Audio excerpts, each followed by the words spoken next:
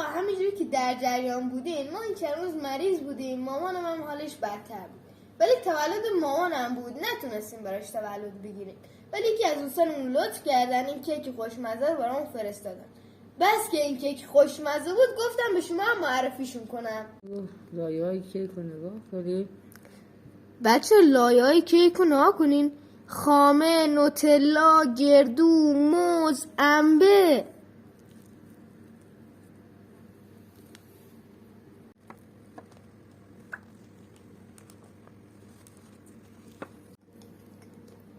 بچه واقعا خوشمزه است، واقعا. شما نوتلا رو ببین، گردو رو ببین.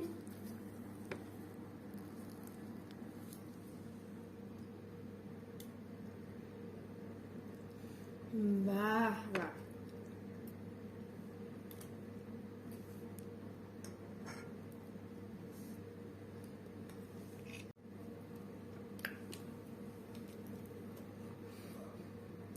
به. آخه نوتلا رو ببین شما.